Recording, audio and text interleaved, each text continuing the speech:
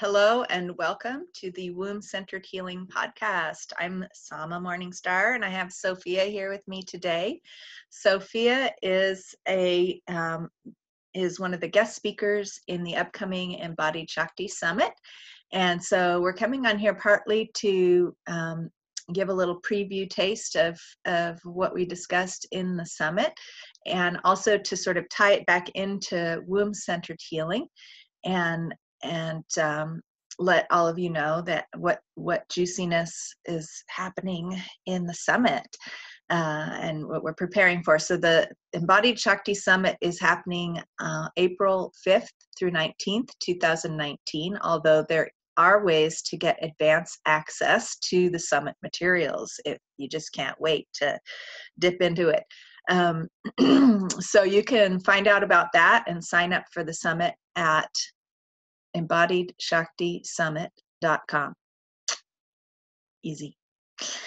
So in order to tell you more about it, I would love Sophia to introduce yourself a little bit, and please do share about your spider eyes, because I'm sure people are noticing.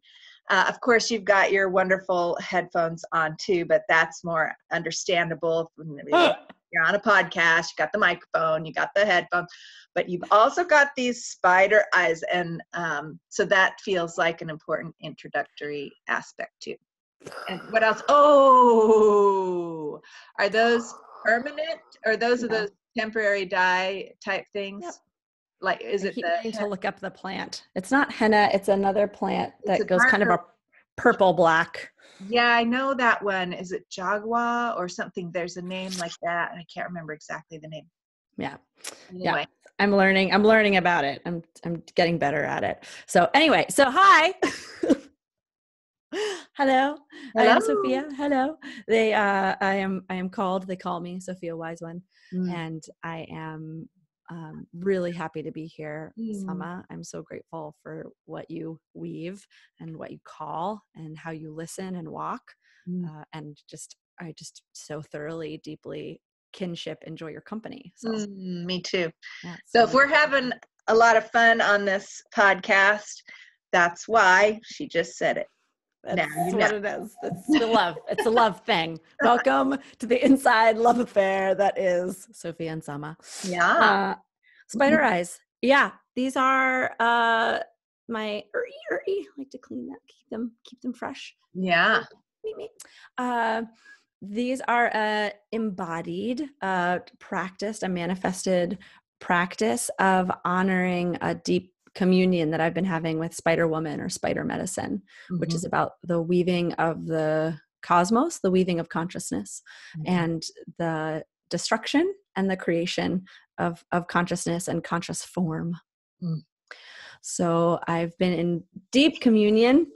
I really am rooted.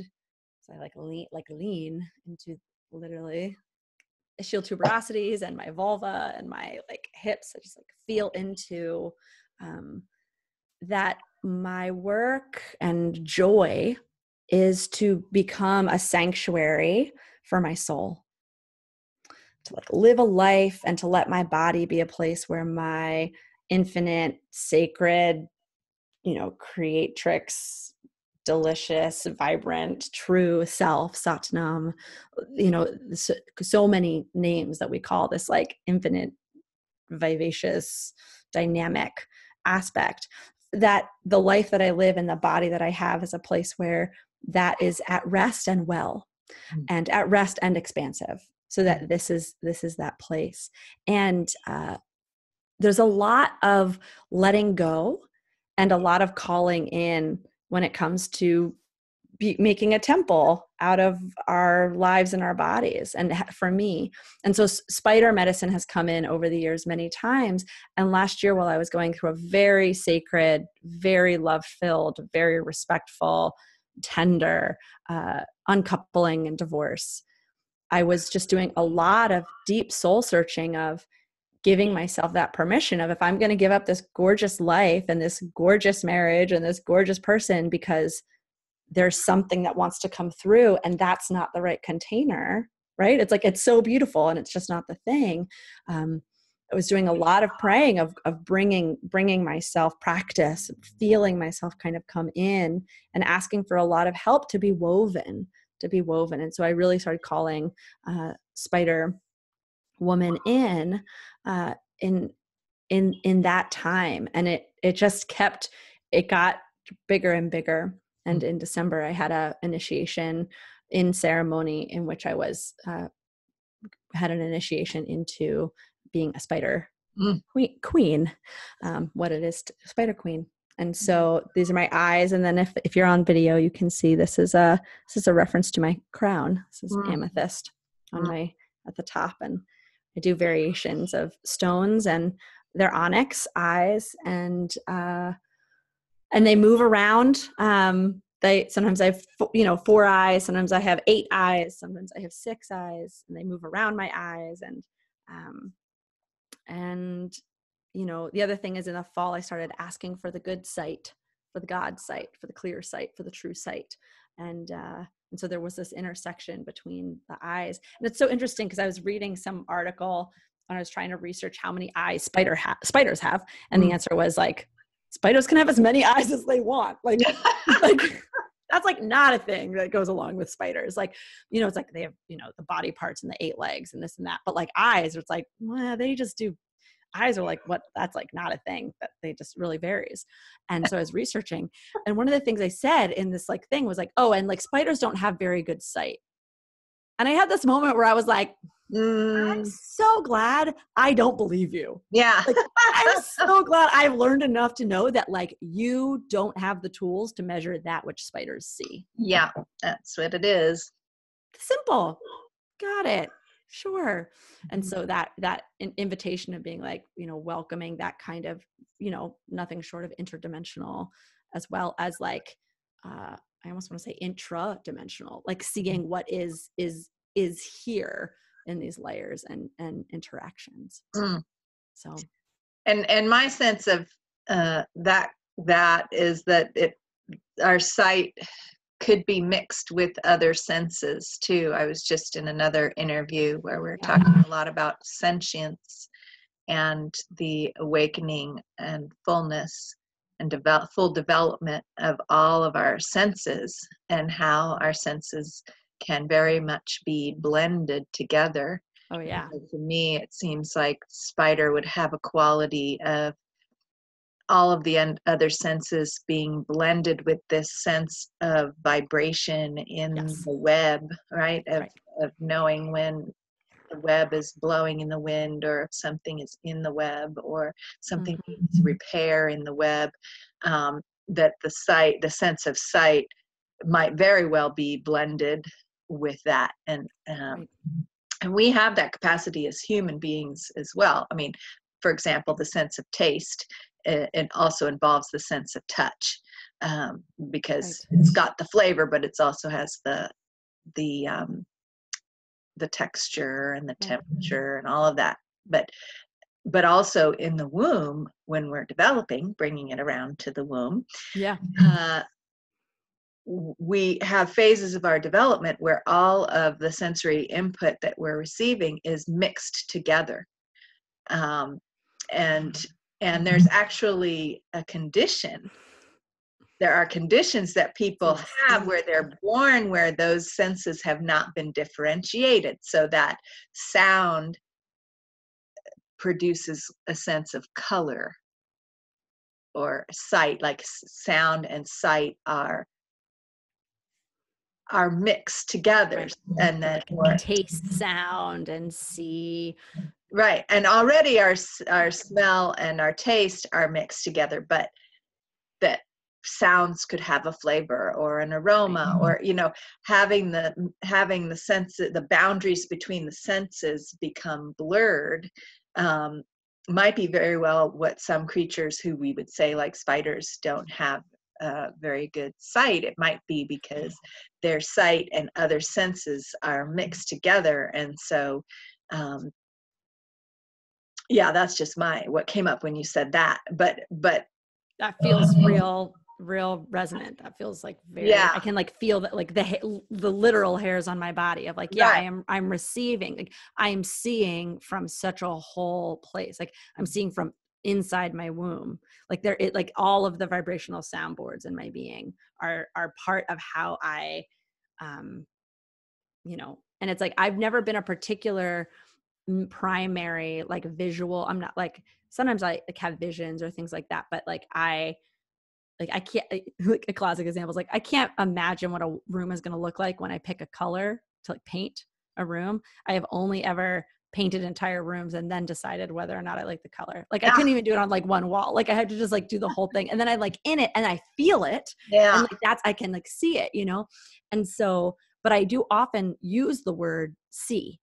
I see this, I see that, I see this. And it's like, people are like, well, what do you see? And I'm like, well, it's a feeling actually, So it's like, yeah. And I love that you're talking about this. Actually, I just talked about this on my podcast recently. Had a guest, Nadine, who has a company called Living Libations, and she makes uh, plant medicine, like face wash and lube and dental care and really beautiful stuff. And she has synesthesia, and she sees smell, and so she mixes when she creates her blends.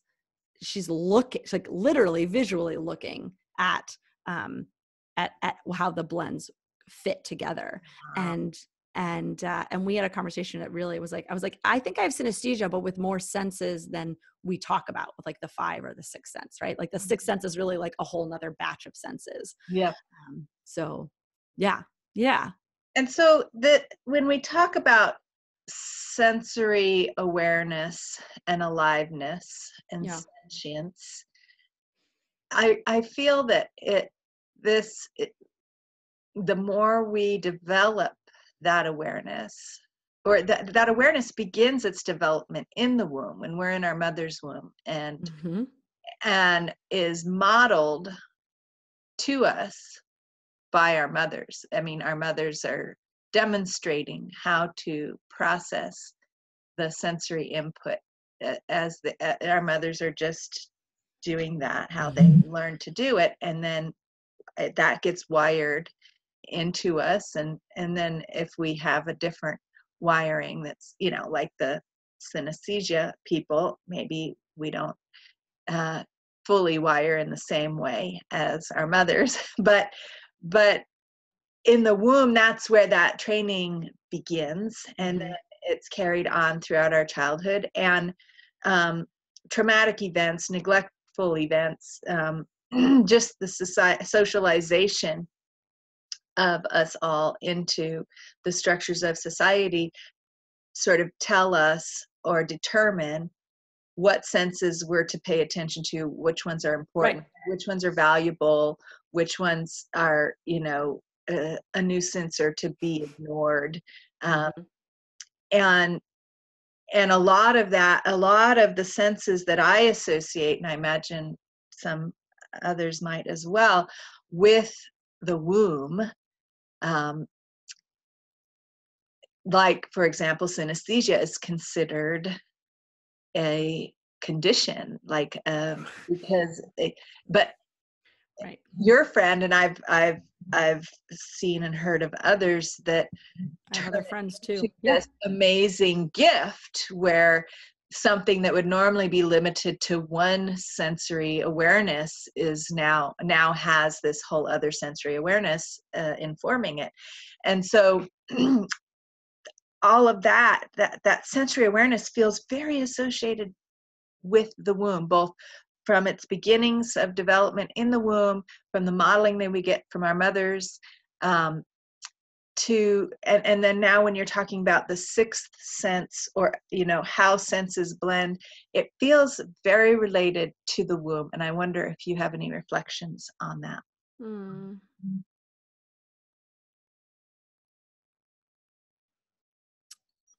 Mm-hmm.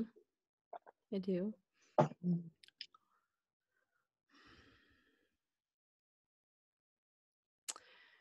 When you talk about the training starting in the womb, what also comes up for me is the starting point, the creation and the occurrence of sensory experience, right? So not only the training of how we digest it and what we do with it, and also just this process of like going from what I sometimes refer to as the cosmic soup, right? This weaving of oneness, or this like mix, to differentiate, Mm-hmm. to have the experience, of differentiation, so that, um, and the poetry that we as, humans have been talking about for centuries and centuries and centuries, of like this experience of coming into form so that we can see divinity, like, to have a reflection, to create some separation, to touch it, to feel it, to know it. And so that place of the womb being the threshold, or the doorway in which we, choose or come into a process of separation that allows us to have an experience of our own self, or our own unified self. Mm. And so then it's like, as I sit here, right? So it's like, it's been a long time since I was inside the human womb of my birth mother. I mean, short time, long time, right? But it's been a minute. And having the experience that I'm having right now with my womb, as you're talking about it, and the word that comes up, like up to my heart and to my throat, of knowing, and the idea that our sensual self is a knowing self, is knowledge, is information, Mm-hmm. I think is so essential to the restoration that is at work right now. Mm-hmm. Yeah. Is to understand that the information that we get through our senses is valid, is real, is actual, and is a knowing, is a knowledge, and our ability to apply that knowledge is wisdom. Mm-hmm. Like our ability to hear that information, digest that information, apply that information, like use that information, that like very like cerebral word, and be like, yeah, that's what it is. That's what senses are, like information. And so this womb feeling that comes in me that says, I I made you with all of these senses to receive all this information that is real and useful and constructive, and part of the walk, like it's part of the toolkit. Mm-hmm. Yeah. Yeah. And part of what you said, what you were saying earlier, pops out for me with this coming into physical form and having this experience of being separate from spirit, um, so that we can see God, as you put it. Um, and yet, then discovering when we see God often, that that idea or experience of separation really isn't true, isn't what's happening, and that instead what's happening is that spirit is coming through the womb into physical form, and that we have the potential for this embodiment of spirit that could be happening all along the way. Right, continuity There as could opposed to be this, separation. right, instead of this initial experience, which most of us have had, of sort of disembodiment, Forgetting. disassociation, forgetting Yeah. that we're spiritual beings, that we are spirit in physical form, that physical form of all things, of all beings, Is spirit. used with spirit and is an embodiment of spirit, and that's what we're here for. And it's this beautiful experience that includes all of it. We forget that, and I feel like we're remembering in this process of, in our lifetimes, but I think overall as a whole organism, humanity is remembering, wait a second, what if this forgetting, this separation thing were optional? What would it be like? And that's a lot of what womb-centered healing is for me, is to say, wait a second, this whole forgetting part, the traumatization of the forgetting part, what if that was optional? Yeah, it's not necessary. We have the power in our wombs to say, to really work in a way where that's just not an issue, that spirit comes through fully, that we nourish and support mothers and our own bodies and the feminine, and we honor the feminine and revere the feminine in such a way that that spirit coming through has no need to separate out, or that vessel that it's coming into is fully ready and open and available from the get-go, and the mother's job of nurturing that and caring for that is valued and nourished in and of itself by the structures of society, and reoriented. That's like womb-centered, right? Womb-centered everything, womb-centered living. Imagine what it would be if every mother was fully supported, revered, and daily. That's my recommendation. Let all of us imagine that daily. yeah, That's the homework, you yeah, know, like, yeah, let's imagine that every day. Let's because that's a remembering. Yes. That's cut you off to say that. Like, yeah, yeah, actually, like, imagine it right now. Like, right imagine it now. right now. I just Oh, I can feel it in my body. It changes everything. I just saw a song that was produced by 1 Billion Rising, I think, about made by a man, about how he wanted to be like a woman. And that was such a profound, the message of that song, and the video had men giving testimony about their mothers and the strength of their sisters and their wives, and what that the women in their lives meant to them, and how they were aspiring to be more like them. And for me, that was such a profound medicine, because there is such a there's such a thing in typical masculinity around the world right now, that you're supposed to separate yourself and not be like a woman. That's actually an insult Toxic masculinity of that, right? We're saying, oh, you're acting like a woman, snap out of it, right? As though that were a bad thing, to act like a woman or a girl.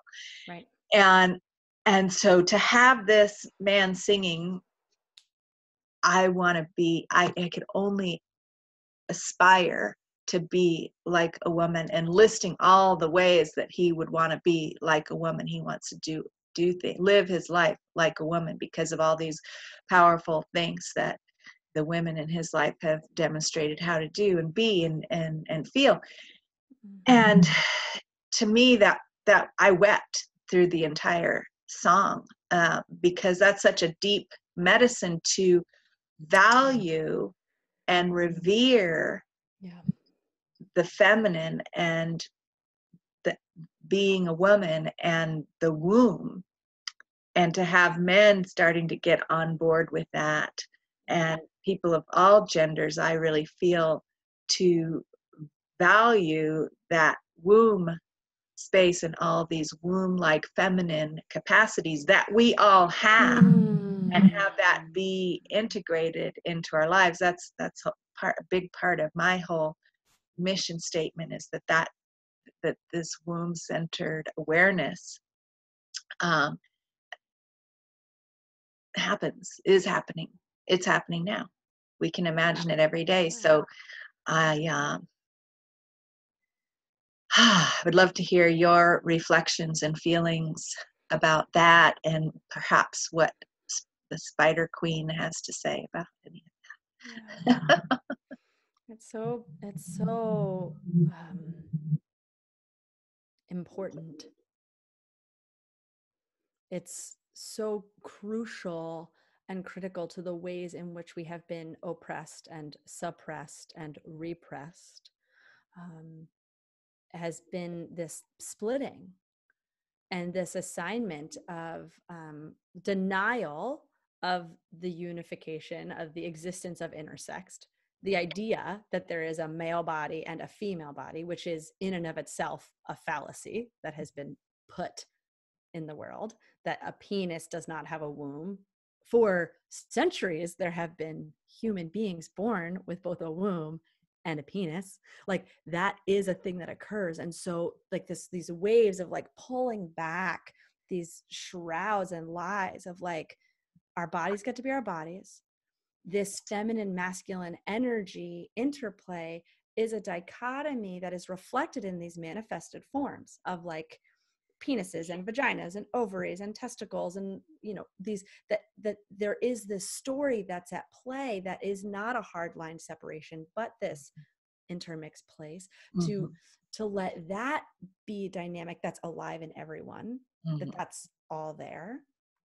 So we have like sex, and then to have a gender identity, an understanding or an experience, so that when one goes inside themselves, having an experience that may or whatever that is, if it is an identification with a gender or not, right? Like a trueness of that it's like, I don't want to go inside. I don't, it's like for a long time, I didn't quite understand the conversation around gender, because when I would go inside and people would say, I feel like this, or I feel like that, I would just be like, I'm literally just a radiant light being. Mm-hmm.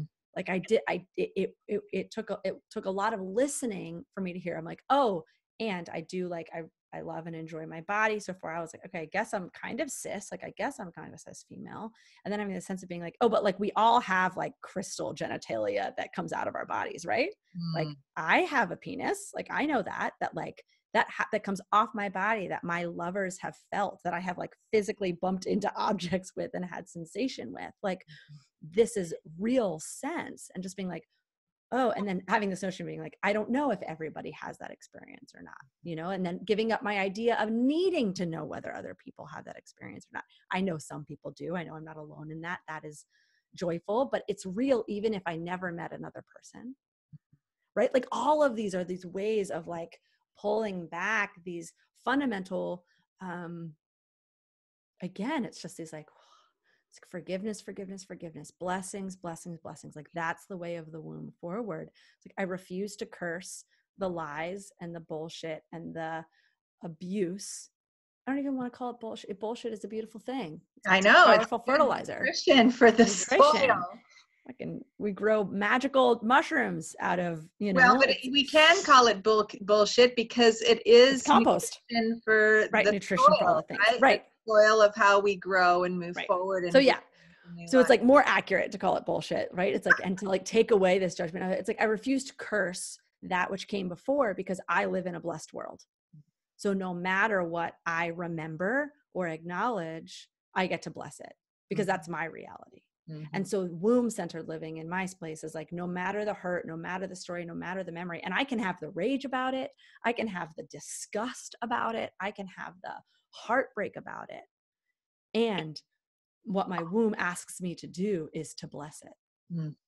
Like asks me to bless it, because I'm in the process of creating the reality. And so I have a choice of, do I live in a cursed world by cursing that which came before, that which I'm experiencing? Do I live in a blessed world? Yeah. And the womb, at least your experience of the womb, is asking for us to live in a blessed world. And that's how I feel too. I mean, the womb itself is this tremendous blessing of, and all of its capacity, all of our capacities having a womb. And even people that don't have a physical uterus for whatever reason, can have this sense of the womb's abilities. Yes, raise your hand, say it. So the other thing that I wanted to say was, and in my teaching and in my understanding and doing the pelvic floor work that I do with all bodies and doing this guided work and this understanding that everyone has womb energy, everyone, no matter your genitalia, no matter your gender identity, no matter that, if you look and ask to feel your womb, some people feel it inside their body and some people feel it outside their body. It is the generative container that which is born. If you've ever created anything, then you have access to your womb power, that energy field in which like potential comes into being and then comes into the world. Yeah. So like so it's like in the body, some people feel it in the body, some people feel it out of the body, some people feel it in both places. And yeah, organs just like, again, this reflection, this beautiful aspect of like the power of the physical body is a powerful storyteller and a powerful tool and a wisdom, right? A sensory space. Mhm. Um, yeah. And a guidance, you know. Mm, I'm working on my next book is called The Biomystical Womb. And mm, so this term of biomysticism, where we can receive mystical awareness directly from the body and nature, yeah. um, and the physical, like the physical. If we're getting back to this awareness that physicality and spirituality are actually one, they're not Right. two separate things, then physicality and the way that biology works is a map for the way that spirit works. Exactly. And so this womb that you were describing, that people have a different experience of their own womb, whether it's inside their body or encompassing their whole body or somewhere outside their body, they have a sense of this creative container that Yeah. generates life and energy. Mm-hmm. We can, in order to understand that or even get in touch with that, we can simply look at what we know about the biology of the physical womb and the uterus and how it works. And Right. that's a fascinating study we could go on and on about in and of itself. Mm-hmm. But just the idea that I want to bring forth and hear your reflections on is that we can then say, oh, well, that must be how spirit works as well, how the spirit of creativity, the spirit of new life generating itself, uh, how how spirit works is by needing a container that nourishes it, then it grows, and then it's a gradual blossoming and cell division. Oh, but it starts out with a big orgasmic thing, and then where everybody's having a good time, and this like whole release of nitric oxide into the cells so that you just feel like you're all one with the divine. That's how creativity starts, right? We get a big inspiration and yahoo and wow, and then it's this slow process of building, but at a certain scale it's incredibly fast too, if you really Yes. get in and look at what's actually happening. But the container, the mother of it, might not know that it's happening, might not feel, but maybe she does feel, she does know. And getting in touch with that and allowing it to happen in the dark. Gestation is often, it's, you go about doing other things sometimes, Mm-hmm. um, and you don't necessarily recognize that the things that you're doing are actually nourishing, hopefully, the gestational process. And if they're not, then uh, and so there's this whole model of the womb and pregnancy and birth that is a beautiful model of how things work for spirit, any kind of inspiration to come into physical form. And so I'm curious to hear your reflections and experiences about that. Mm. I love the tale, like that you're like telling the story of it. It's like it's like literally rocking. Like it's Mm, just it's soothing. There's all this thing. I just like have to say my first compulsion is like I'm gonna answer this question and I'm gonna get in there. And the first part I'm gonna say is like I have no idea how spirit works. yeah, well, there you go, right? I have no idea how spirit works. That's a mystery. Yep. Not my job. Mhm. Not going to pretend I do. Not the thing. Mhm. So that's like first things first, which is Yeah. also part of that introduction into like, yeah, it's a mystery. And like how it works or that notion is different than like there is this rhythm that there is this like sacred geometry, like micro macro reflection, like patterns, like fractals birthing fractals, the way that these patterns repeat themselves and there are optimal patterns that repeat themselves and become more beautiful Mhm. as they go and honor and I mean, more beautiful, but it's like, you know, they kind of become more of themselves, right? In the repetition of the pattern, which I think is really important to say, because I think we're told a lot, we talk a lot, especially in the like consciousness world, we talk about patterns like problems. Mm. And so to recognition that like patterns are patterns, which is that they reinforce and they grow on themselves. Mm-hmm. And so that's what it is, right? Like that's what that is. So like, again, take away that like moral judgment of it and being like, yeah, that is what it will grow and expand and have more diversity and complexity in its trueness of that core place, right? Or whatever that core place is. And so like that's what I see. And like, I like see as Spider Queen comes in, like, that's what I see of just being like, yeah, like you weave it. And then that's the web that you have. Like, and so to consciously invoke pattern making, to lean into, it's one of the reasons I love doing the body work on the pelvic floor and inside the body, is because it's the root, it's the base. And so the pattern that is running at our root is the pattern that will just like keep like all the way up and out in all the directions, right? And so if the pattern in our root is I'm sacred, hide everything, survival, they're gonna find me, then that's the pattern that will, and then you have this big thing, and you could have a multi-billion-dollar business that was running off of a pattern of I'm sacred, don't see me. You could have a massive expansion of that. It doesn't necessarily mean that it will always turn into this or it always turns into that. You could have a beautiful intact pattern of I'm sacred and well in my being, and it unfolds and it folds and folds and it folds. And whatever that external manifested form looks like, that's what's happening. And one of the things that I love about the womb in that doorway space of the subtle or etheric, or the thread, again, it's like I'm feeling spider, right? This like etheric, these like wet, like the threads that we weave with, to summon and to welcome that wisdom, that action of spirit, which is the physical form.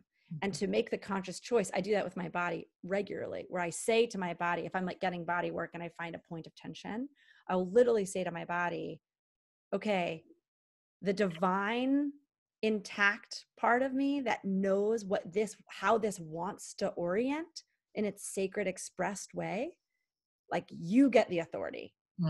You lead the show. And and I know that will result in changed behavior for me in the external world. If I let go of this tension in my back, I know I'm going to say things or make different choices so that I don't keep putting myself in the same situations where I feel like I'm getting stabbed in the back. Right? That's like, that's the ripple. And so to go into that core place of the womb is such a beautiful place to summon that, to name that, and then grant permission for me and my whole physical form that then fractals out, that then folds out. Yes, the fractal universe. Fractals making fractals making fractals making fractals. We could do a whole nother interview about the fractal universe. I love geeking out with you on this stuff. For the So good. Well, so let's see. I guess I want to ask you if people want to get in touch with you and talk to you more about some of the, we didn't really introduce you and your work. Maybe you can share a little bit about that. We just got into like Spider Woman and everything, but you've hinted at it in the discussion. So if you could share a little bit about more your work and how people can get in touch with you if they want to learn more about that. Great. Well, I would love it. If people want to get in touch with me, I welcome that. I have an email. It says connect@sophiawise1.com. Yeah. That's a great invitation reach out and let me know what piques your interest. I have a website, sophiawiseone.com, and I've got medicine songs and practices and stories and blog posts. I have a podcast, Vagina Talks, a great episode with Sama. It's a great place to start if you love Sama, which obviously you do. I'm just going to spill my judgments all over your opinions. Okay, you can have whatever opinion you want. I'm going to claim that as an I statement. I love Sama. So those are things that are out there. I practice soul unification, and I do that through ceremony and guided spirit work, soul journey work. And I've been a body worker, hands-on practitioner for 20 years. And I'm trained in holistic pelvic care, and I do soul unification root work. So I do intravaginal, interrectal, and genital therapeutic soul unification body work. So finding the places where, exactly what we were talking about, the place where we've forgotten, where our sacredness has stepped out of our body form, which is like, right, virtually, that actually is impossible, but where there's an imprint of forgetting, denial, finding that access point. And then my work and opportunity is to guide you in the process of coming into remembering in those little tiny micro tissues and those greater spaces in your whole body. And I love to do that, like I said, at the root, because where it folds out, I just found it to be so profoundly efficient. And I do that in small group intensives, small group root care initiations, initiating into your own medicine, your own body, your own soul medicine. And I do work one-on-one with people, and I do retreat-based work, and then integration, long-term months of integration work, because that's this medicine. It's like taking a huge dose of medicine, and then the integration and the application, the unfolding of that fractaling, is one of the places where learning the skills and having the support to be able to let that go, because we get opportunity after opportunity to pull ourselves back in, or to forget, or to start controlling instead of listening, controlling instead of sensing. And so I do the work of like opening in and listening and initiating and activating that wisdom to take the guidance, and then the integrated support of how we actually let that happen. And I have a game that I made that I love. That's a card game that Sama's played, and that is coming out. That's being birthed into the world this spring. And so I Love My Life card game and oracle deck. All that stuff is on my website.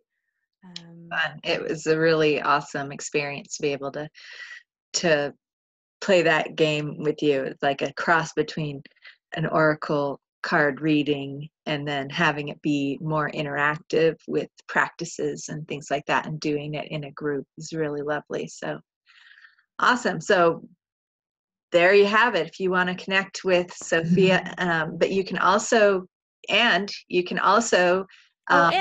come to the summit. Come to the summit, because Sophia and I had another interview on the summit, and I'm actually going to put the video version of this podcast interview on the page with the other interviews, so you'll be able to see this one and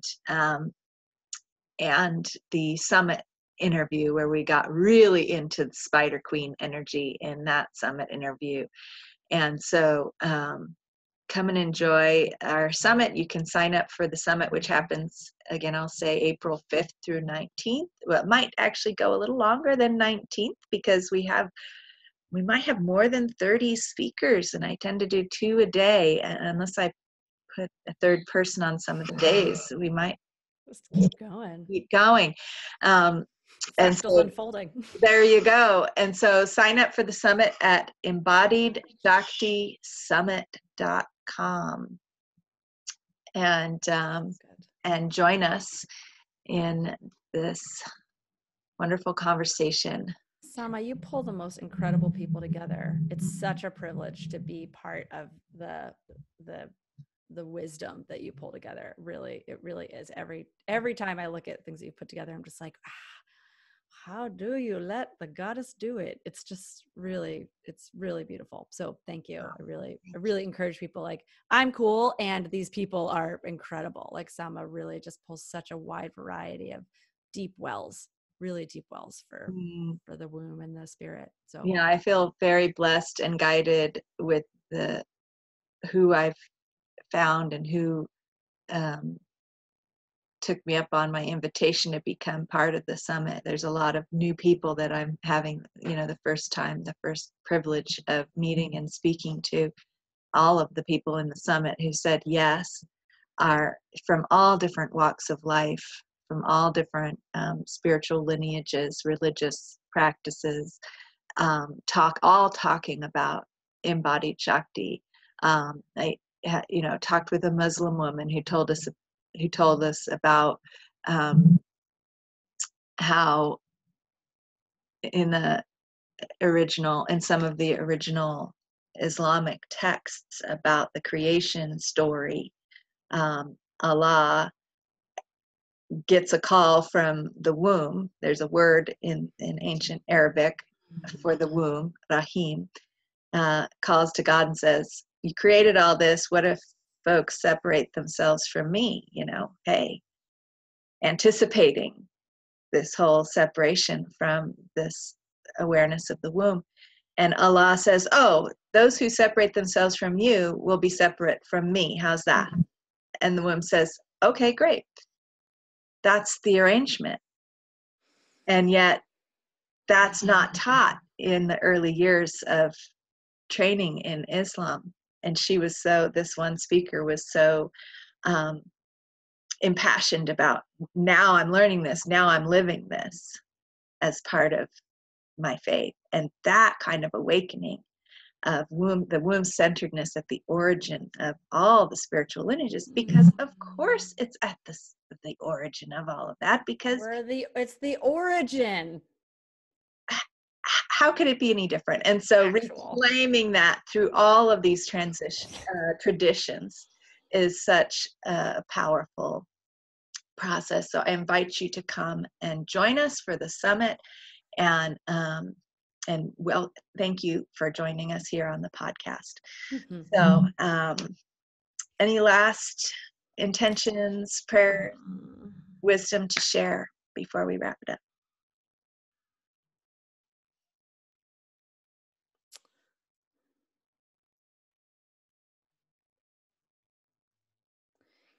The song? A song. I don't, there isn't a song. I mean, maybe there's a song. Maybe there's a song. I was saying a song. Like there's this song, like our song. Maybe this is it. Hold on. I'm listening. There's.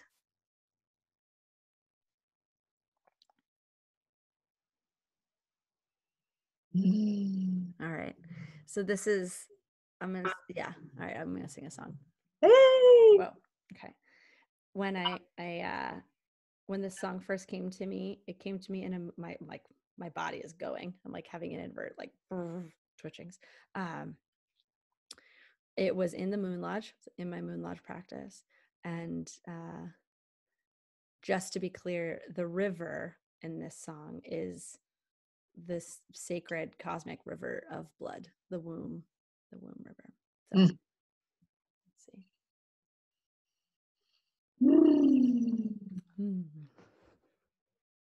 Okay.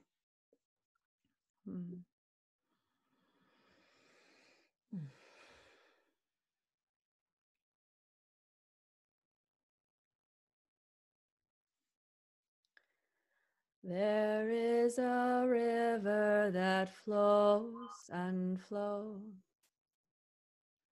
She carries more gifts than we shall ever know. As I reach out and touch my love's face, I know I am safe.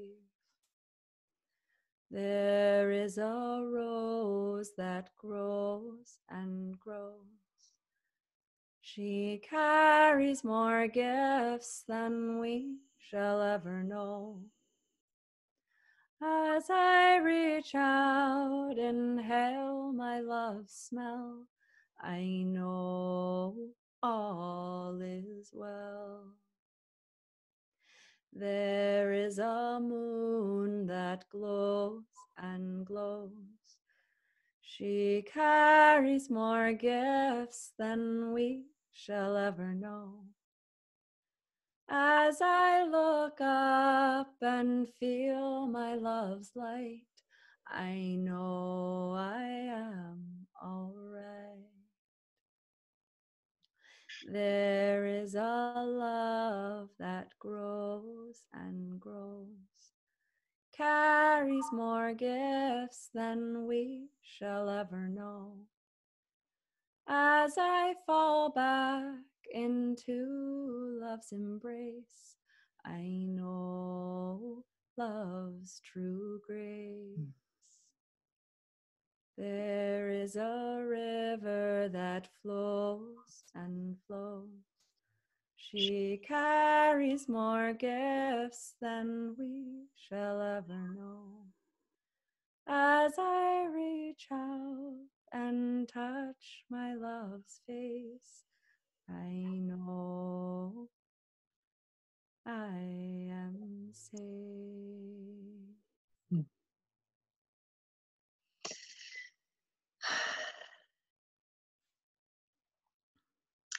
Thank you so much for sharing that beautiful song with us. Just let all of the listeners steep in that lovely song. Until next time.